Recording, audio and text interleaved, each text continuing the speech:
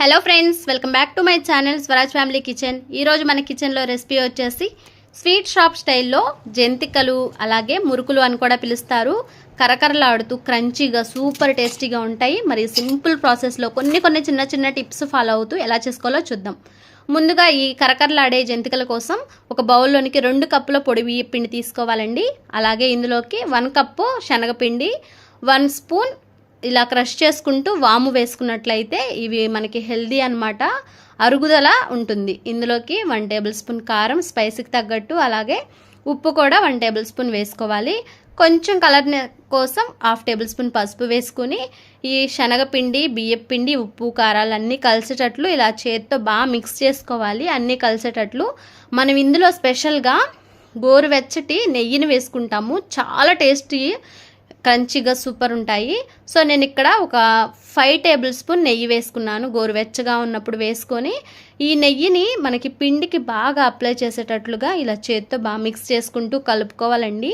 అప్పుడే ఈ జంతికలు స్వీట్ షాప్ స్టైల్లో సూపర్గా ఇంట్లోనే ఈజీగా చేసేసుకోవచ్చు అనమాట. నేను చెప్పినట్లు ఇలా పక్కా కొలతలతో చేసుకోండి, బాగుంటాయి. సో అదేవిధంగా ఇందులోకి కలుపుకున్నాక కొంచెం వాటర్ వేసుకుంటూ మనం పిండిని ఏ విధంగా కలుపుకోవాలంటే మరీ సాఫ్ట్గా కాకుండా, అలాగని మరీ మెత్తగా కాకుండా నేను చూపించినట్లు కలుపుకున్నారనుకోండి, పర్ఫెక్ట్గా మనం జంతికలు ఒత్తుకునేటప్పుడు చాలా ఈజీగా అనిపిస్తుంది. సో ఇట్లా పిండిని ఈ విధంగా ప్రెస్ చేసుకుంటూ చపాతీ ముద్దలాగా మనం ప్రిపేర్ చేసుకోవాలి. మరి గట్టిగా ప్రిపేర్ చేసుకోకూడదండి, చాలా సాఫ్ట్గా ప్రిపేర్ చేసుకుంటే మనకి ఈ జంతికలు ప్రెస్ చేసేటప్పుడు చాలా సింపుల్గా ఈజీగా అయిపోతుంది అనమాట. సో చూసారు కదా, ఈ విధంగా మనకి సెమీ సాఫ్ట్గా కలుపుకోవాలి. ఇలా కలుపుకొని చక్కగా మనకి నచ్చిన సైజులో పక్కన ఉండలుగా పెట్టుకుందాము. సో దీనిపైన ఒక మూత పెట్టి కవర్ చేసి పక్కన ఉంచుకుందాం. ఈలోపు జంతికల గొట్టం కోసం నేను ఇక్కడ స్టార్ చూసారా, ప్లేట్ని అయితే అరేంజ్ చేసి పెట్టుకున్నాను.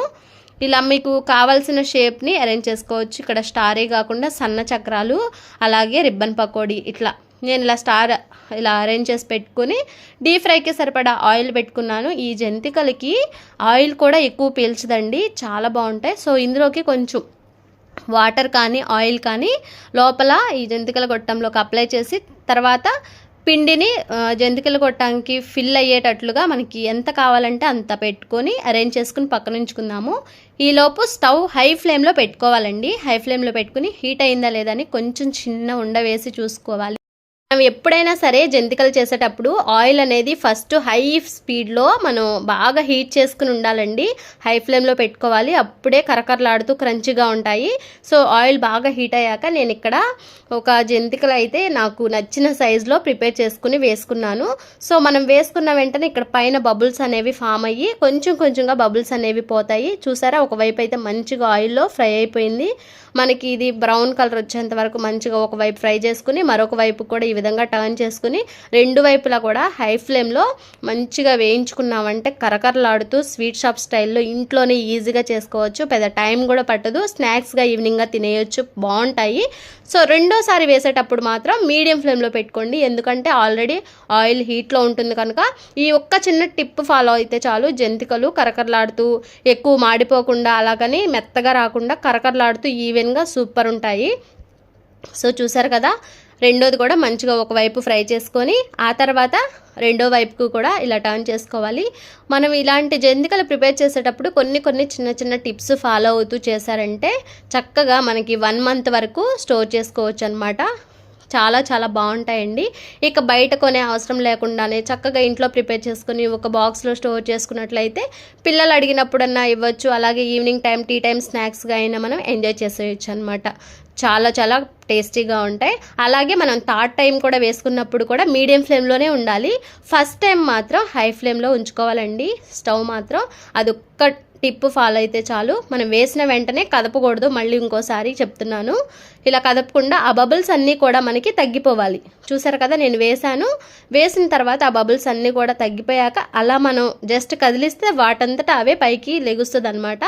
తర్వాత మనకి వెనక వైపు టర్న్ చేసుకున్నట్లయితే మంచిగా చక్కగా క్రిస్పీగా చాలా మంచిగా ఫ్రై అయిపోతుంది.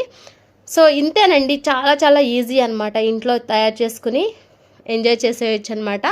నేను ఇక్కడ స్టార్ యూస్ చేశానని, మీరు అలాగే కాకుండా ఇంకా మీకు నచ్చిన సైజులో చేసుకోవచ్చు అనమాట. రిబ్బన్ పకోడీగా కూడా ఇదే విధంగా పిండిని ప్రిపేర్ చేసుకొని చేసుకోవచ్చు.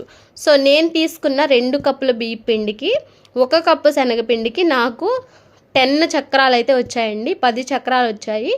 ఎంచక్క 1 మంత్ వరకు స్నాక్స్ హ్యాపీగా ఎంజాయ్ చేస్తూ తినేయచ్చు. సో నేను చెప్పినట్లు మీరు కూడా తప్పకుండా ఇలాగే బ్లైండ్గా ఫాలో అయ్యి చేయండి.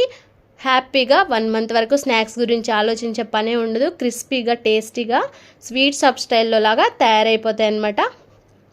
సో నేను చెప్పినట్లు మీరు ట్రై చేయండి. మీకు ఏమైనా డౌట్ ఉంటే కామెంట్ సెక్షన్లో కామెంట్ చేయండి. మీకు ఎలాంటి డౌట్ అయినా క్లియర్ చేస్తాను. అలాగే ఇప్పటివరకు ఈ వీడియోని చూసినందుకు చాలా థ్యాంక్ యూ. ప్లీజ్ వీడియో నచ్చితే ఒక లైక్ చేయండి, సపోర్ట్ చేసేయండి. అలాగే కొత్త వాళ్ళు చూస్తున్నట్లయితే తప్పకుండా సబ్స్క్రైబ్ చేయండి. చూసారా ఎంత క్రంచీగా ఉన్నాయో, అలా మనం పట్టుకుంటే విరిగిపోతాయి అన్నమాట, అంత బాగుంటాయి. సో మీరు కూడా ట్రై చేసి మీ ఫీడ్బ్యాక్ని నాకు తెలియపరచండి.